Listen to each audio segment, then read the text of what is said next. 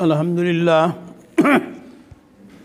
لله نحمده ونستعينه ونستغفره ونؤمن به ونتوكل عليه ونعوذ بالله من شرور أنفسنا ومن سيئات أعمالنا من يهده الله فلا مضل له ومن يضلله فلا هادي له ونشهد أن لا إله إلا الله وحده لا شريك له ونشهد أن سيدنا ومولانا محمدًا عبده ورسوله صلی اللہ علیہ وعلى آلہ وأصحابہ اجمعین۔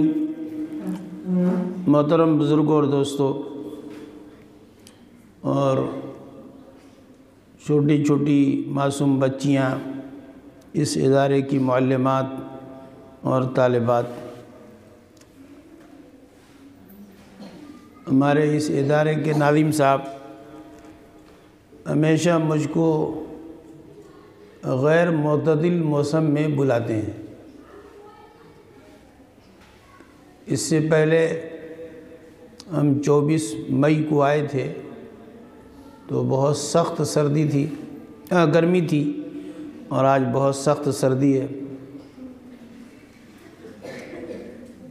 غیر معتدل موسم میں سننے والے پریشان ہوتے ہیں اور سنانے والے کو بھی زحمت ہوتی ہے۔ حالانکہ حدیث سے معلوم ہوتا ہے کہ دین کی بات ایسے ماحول اور ایسے حالات میں کی جائے کہ سننے والے کو اکتاہٹ نہ ہو، پوری دلچسپی، پورے لگن اور پوری توجہ کے ساتھ سن سکے۔ بہرحال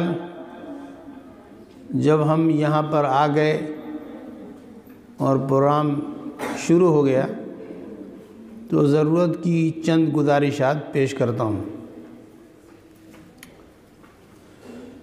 پہلی بات تو یہ ہے کہ خواتین اور مردوں دونوں پر یکساں طور سے نماز فرض ہے۔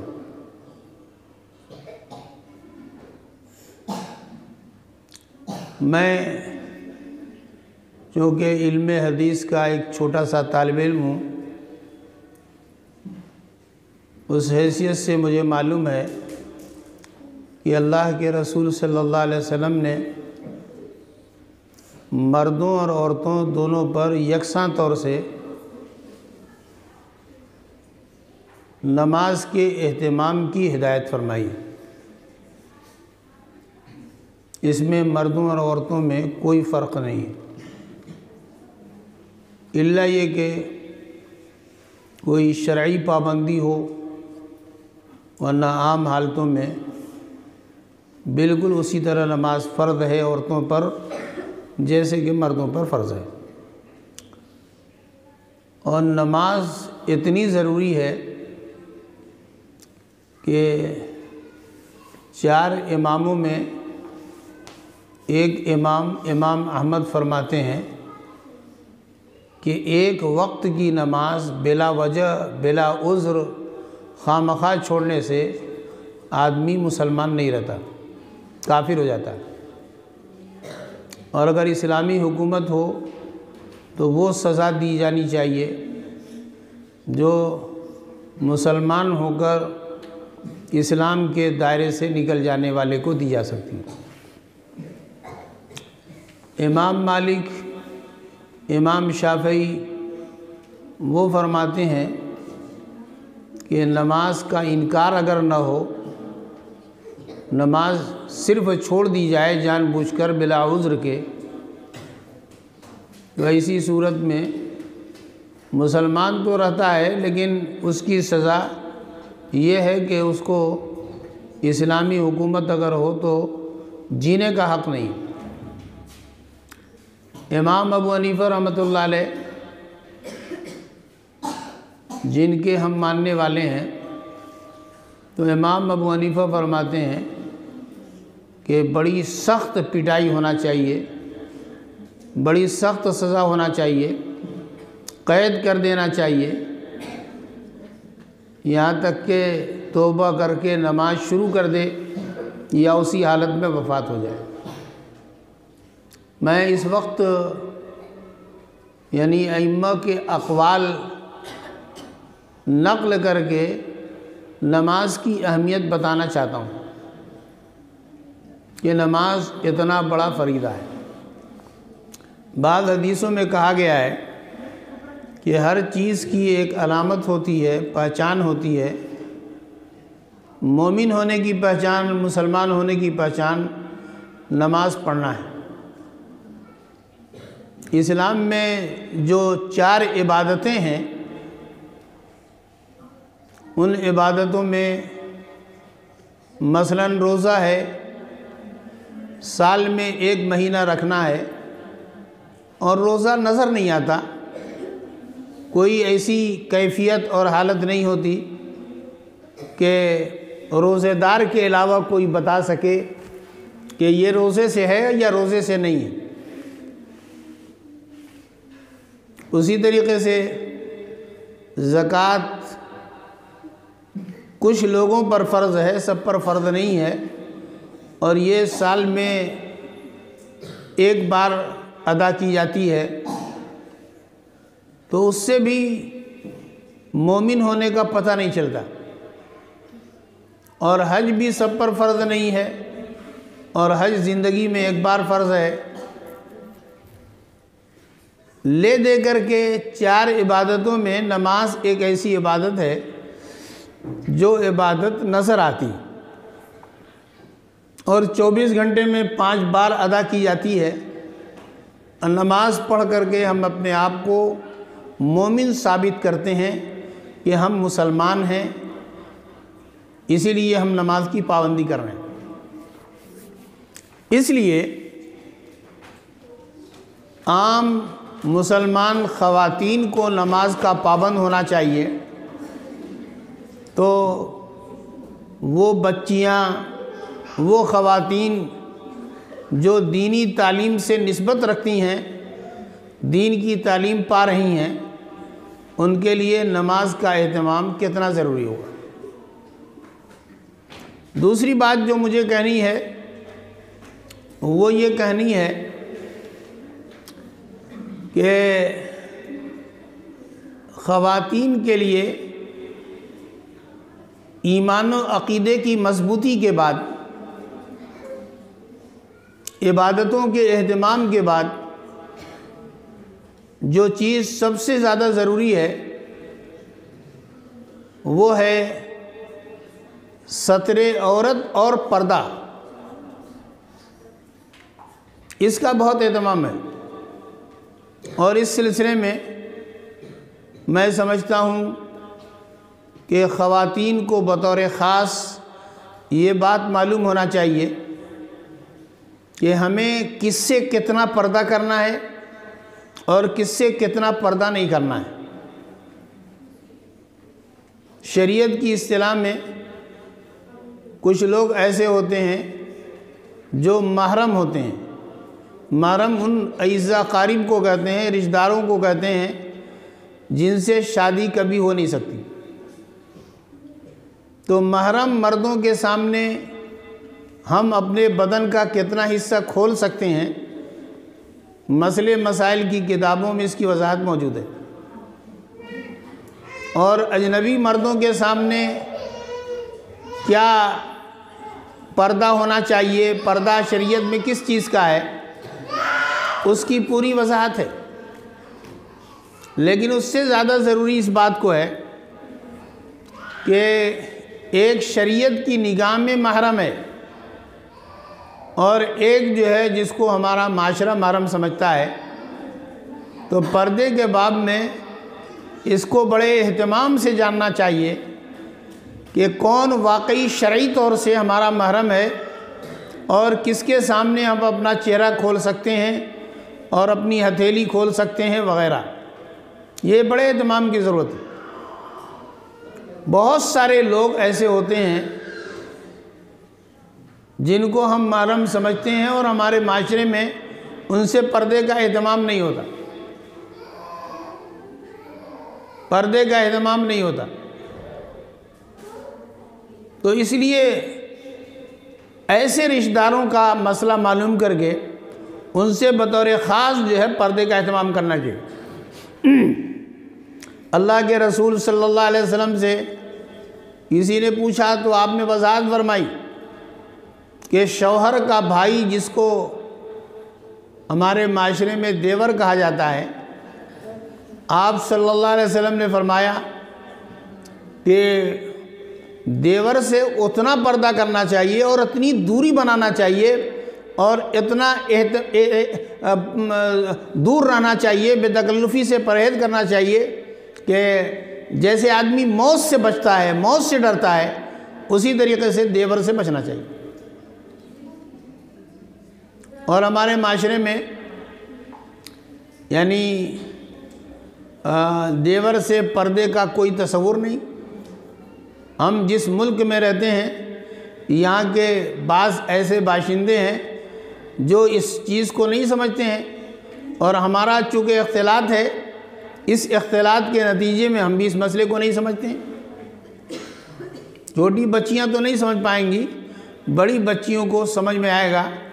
ابھی ایک ہفتہ بھی نہیں ہوا، ہمارے پاس ایک فون آیا،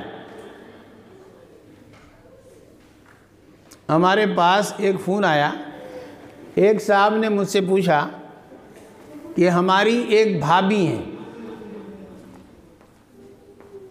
تو ہماری بھابھی کے شوہر کا انتقال ہو گیا ہے۔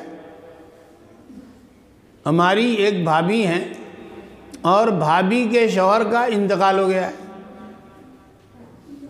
تو میں نے کہا کہ آپ کا رشتہ بھابھی سے ہے یا بھائی سے ہے؟ بھابھی تو بھائی کی بیوی کو کہتے ہیں، تو آپ یہ کہہ رہے ہیں جیسے بھابھی سے رشتہ ہے، تعلق ہے، اور بھائی کچھ نہیں لگتا ہے۔ آپ کیا کہہ رہے ہیں؟ بھائی کے شوہر کو، بھابھی کے شوہر کو بھائی کہتے ہیں۔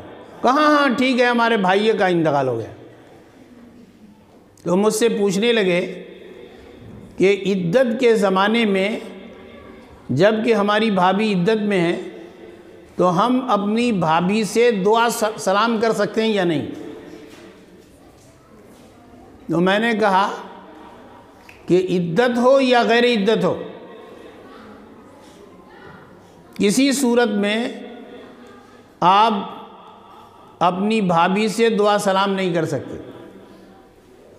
اگر دعا سلام کرنا ہے تو عدت گزرنے کا انتظار کیجئے اور عدت گزرنے کے بعد شرعی نکاح کیجئے، پھر دعا سلام کیجئے آپ۔ تو یہ جو ہے بہت ضروری ہے۔ اس وقت ملک میں جو حالات بنے ہوئے ہیں اور اس کے نتیجے میں جو مسائل پیدا ہو رہے ہیں، تبدیلی مذہب کی بھی بات اور متعدد غیر شرعی اعمال کی جو شکایتیں مل رہی ہیں، ان شکایتوں میں بہت بڑا دخل پردے کے اہتمام نہ ہونے کا ہے۔ اگر لڑکیاں یا عورتیں والدین کی مرضی کے علی الرغم شادی کرتی ہیں تو یہ شادی بھی پردے کا اہتمام نہ کرنے کے نتیجے میں ہوتی ہے، اور اسی طریقے سے یعنی غیروں سے متاثر اور تعلق کے نتیجے میں جو مذہب کی تبدیلی ہو رہی ہے تو یہ تبدیلی بھی پردے کا اہتمام نہ ہونے کی وجہ سے ہوتی ہے۔ یعنی ایک غیر شرعی عمل بھی ہے، حرام بھی ہے، اور یہ کہ آدمی کے ایمان کو خطرہ بھی ہے، اور ان تمام چیزوں کے ساتھ یعنی مسلمانوں کی رسوائی کی چیز ہے۔ تو اس لیے اگر ہم جو ہے بالکل شروع سے ہم پردے کا اہتمام کریں اور شرعی پردے کا اہتمام کریں تو ایسی صورت میں یہ مسائل جو پیدا ہو رہے ہیں، یہ مشکلات جو پیدا ہو رہی ہیں، یہ مشکلات نہیں پیدا ہوں گی۔ تو اس لیے ان چیزوں کا اہتمام کرنا چاہیے۔ جو بچیاں دینی تعلیم پاتی ہیں، دین کی تعلیم پانے کے بعد جب عملی میدان میں جاتی ہیں تو عام خواتین، معاشرے کی خواتین ان کا بہت ناقدانہ مطالعہ کرتی ہیں، ان کو دیکھتی ہیں وہ نماز کا اہتمام کر رہی ہیں یا نہیں، پردے کا اہتمام کر رہی ہیں یا نہیں، ان کا اخلاق کیسا ہے، ان کا عمل کیسا ہے، ان کا برتاؤ اور سلوک کیسا ہے۔ اور اس سلوک کے نتیجے میں یعنی ہمارے معاشرے کے لوگ یعنی مرد اور خواتین اپنی بچیوں کے لیے دینی تعلیم کا انتخاب کرتی ہیں یا دینی تعلیم سے فاصلہ بناتی ہیں۔ تو اگر ہم نے دین کی تعلیم پائی لی اور دین کے مسائل پر عمل نہیں کیا، دین کی چیزوں پر عمل نہیں کیا، دیندار بن کے نہیں رہے، ایمان مضبوط نہیں رہا، عقیدہ مضبوط نہیں رہا، اعمال درست نہیں رہے، پردے کا اہتمام نہیں رہا، اخلاق اچھا نہیں رہا، تو اسی صورت میں بہت سارے لوگ یعنی یہ پرہیز کرنا شروع کریں گے دین کی تعلیم سے۔ دین کی تعلیم پانے کے بعد لڑکیاں جس میدان میں ہوں، جس حیثیت کی رشتے والی ہوں، ان حیثیت میں ان کو نمونے کی عورت بننا چاہیے۔ بہن رہیں تو نمونے کی بہن، بیٹی ہو تو نمونے کی بہن، بیوی ہو تو نمونے کی بہن، ماں ہو تو نمونے کی بہن کی ماں ہونا چاہیے۔ واقعہ یہ ہے، بار بار میں نے اس سے پہلے بھی کہا ہے کہ کسی آدمی کے بننے یا بگڑنے میں، کسی بھی آدمی کے بننے اور بگڑنے میں، تربیت میں، اصلاح میں، فساد میں کسی نہ کسی خاتون کا حصہ ہوتا ہے۔ اگر کوئی آدمی بہت عبقری، بہت اعلیٰ درجے کی صلاحیت والا ہے، بہت اعلیٰ درجے کے اعمال والا ہے، بہت اعلیٰ درجے کے اخلاق والا ہے، تو یہ اس بات کی علامت ہوتی ہے کہ اس کو جو ہے بہت اچھی مربی ماں ملی تھی، جس کی تربیت کے نتیجے میں یہ نکھر کر کے سامنے آئے۔ یہ بار بار آپ نے سنا ہوگا کہ ایک آدمی کو یعنی پھانسی دیے جانے اور قتل کیے جانے کی سزا دی گئی۔ اس موقع پر اس نے کہا کہ میں اپنی ماں سے ملنا چاہتا ہوں۔ لوگوں نے کہا کہ اس کو ماں سے بڑی محبت ہے، ماں اس کے قریب کر دی گئی۔ اس نے ماں کے کان چبا لیے۔ لوگوں نے کہا کہ یہ بڑا بدتمیز ہے کہ ایسے موقع پر بھی ماں کی شان میں گستاخی کر رہا ہے۔ اس نے کہا کہ نہیں، میں جو اس انجام کو پہنچا ہوں، یہ انجام کو پہنچا ہوں اسی ماں کے نتیجے میں۔ اس لیے کہ جب میں نے پہلی چوری کی تھی تو ماں نے مجھے شاباشی دی تھی، ماں نے حوصلہ افزائی کی تھی، ماں نے برا بھلا نہیں کہا تھا۔ اللہ کے رسول صلی اللہ علیہ وسلم نے فرمایا کہ لعنت ہو چور پر جو انڈا چوراتا ہے اور اس کا ہاتھ کاٹ دیا جاتا ہے۔ اہل علم جانتے ہیں کہ کم سے کم 2300 کی چوری میں ہاتھ کاٹا جاتا ہے، اس سے کم کی چوری میں ہاتھ نہیں کاٹا جاتا۔ پھر حدیث کا کیا مطلب ہے کہ انڈے کی چوری کے نتیجے میں ہاتھ کاٹ دیا جاتا ہے؟ محدثین کہتے ہیں کہ مطلب یہ ہے کہ 2300 کی چوری پہلی بار کی چوری میں نہیں کرتا۔ 2300 کی چوری تو عادی چور بننے کے بعد کرتا ہے۔ شروع میں چور اس طرح بنتا ہے کہ پڑوسی کے گھر کی مرغی کا انڈا چوراتا ہے۔ اگر چورا کر کے لایا اور ماں نے فوری طور سے اس کو واپس کیا تو پھر آئندہ اس کو چوری کی ہمت نہیں ہوگی۔ چوری کی ہمت کو توڑ دینا چاہیے اس کی ماں کو۔ لیکن اگر ماں نے ویلکم کیا، ماں نے اس انڈے کو پکا کے کھلا دیا، ماں نے ہنس کر کے اس کو مخاطب کیا، تو اسی صورت میں یہ بڑھ کر کے عادی مجرم اور عادی چور بن جائے۔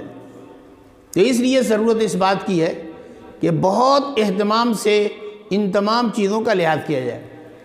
اور سب سے اہم بات یہ ہے کہ ابھی آپ لوگوں کے پاس وقت ہے، ان اوقات میں اگر آپ بننا چاہیں تو بن سکتی ہیں، اور نہیں بننا چاہیں تو جن صلاحیتوں کے ساتھ آپ اس مدرسے میں داخل ہوئی تھیں انہی صلاحیتوں کے ساتھ اپنے گھر واپس چلی جائیں۔ تو اس لیے پہلے ضرورت اس بات کی ہے کہ ہم ہمت کریں، عزم کریں، ارادہ کریں کہ ہم ادارے کی ہر چیز سے فائدہ اٹھائیں گے۔ یہاں اگر لائبریری ہے تو لائبریری سے فائدہ اٹھائیں گے، تعلیم ہو رہی ہے تو تعلیم سے فائدہ اٹھائیں گے، اگر مہمان آ رہے ہیں اور دین کی اور علم کی بات کر رہے ہیں تو ان کے وعظ و نصیحت سے فائدہ اٹھائیں گے، یہاں کی ایک چیز سے فائدہ اٹھائیں گے اور وقت کو بہت غنیمت جانیں گے۔ دیکھیے وقت کی مثال ایسی ہے جیسے کہ برف کی، برف جتنی جلدی استعمال کر لیا جائے وہ برف ہے، لیکن اگر برف کو یوں ہی چھوڑ دیا جائے تو وہ پانی ہے۔ اسی لیے یہ بات کہی جاتی ہے کہ وقت سونے سے زیادہ قیمتی ہے۔ سونے کی چوری اگر ہو گئی تو اس کی بھی تلافی ممکن ہے، لیکن اگر وقت چلا گیا اور ضائع ہو گیا تو اس کی تلافی کی کوئی شکل نہیں۔ تو اس لیے بہت ضرورت اس بات کی ہے کہ ہم جو ہے اپنے اوقات کو غنیمت جانیں اور ان اوقات سے زیادہ فائدہ اٹھانے کی کوشش کریں۔ آپ کے اس فائدہ اٹھانے کے نتیجے میں آپ کے والدین کے دل خوش ہوں گے، دل سے دعائیں نکلیں گی اور پھر آپ کی زندگی بہت کامیاب ہوگی۔ اللہ کے رسول صلی اللہ علیہ وسلم نے فرمایا کہ قیامت کے دن تمام آدمی کے بول اور زبان سے نکلی ہوئی باتیں تولی جائیں گی اور آدمی کے اعمال تولے جائیں گے، لیکن سب سے زیادہ جو قیمتی عمل ہوگا وہ اچھا اخلاق ہوگا۔ اچھا اخلاق کسے کہتے ہیں؟ علماء کہتے ہیں کہ اچھے اخلاق کا مطلب یہ ہے کہ ہماری زندگی میں جن لوگوں سے واسطہ پڑتا ہے ان تمام لوگوں کے ساتھ اچھا برتاؤ کرنے کا نام حسن اخلاق ہے۔ ہمارا ایک واسطہ پڑتا ہے اپنے والدین سے، والدین کے ساتھ نرمی برتنا، اخلاق برتنا، خیرخواہی کرنا، ہمدردی کرنا، ان کی خدمت کرنا، ان کے لیے دعائیں کرنا، ان کی عزت کرنا، ان کا احترام کرنا، یہ تو ایمان و عبادت کے بعد سب سے بڑا فریضہ ہے۔ جگہ جگہ حدیثوں میں ہے کہ اللہ کے رسول صلی اللہ علیہ وسلم نے فرمایا کہ ایمان کے بعد والدین کے ساتھ حسن سلوک سب سے بڑی عبادت، سب سے بڑی عبادت۔ دوسری چیز یہ ہے کہ یعنی دیگر اعزا قارب سے ہمارا واسطہ پڑتا ہے۔ اللہ کے رسول صلی اللہ علیہ وسلم نے فرمایا کہ جملہ رشتہ داروں کے ساتھ حسن سلوک کا یہ اچھا انجام ہوتا ہے کہ اس دنیا میں 3 چیزیں حاصل ہوتی ہیں۔ آدمی کی عزت و شہرت بڑھتی ہے، آدمی کا رزق حلال بڑھتا ہے اور آدمی کی عمر میں برکت ہوتی، تو اس لیے اس کا اہتمام ہونا چاہیے۔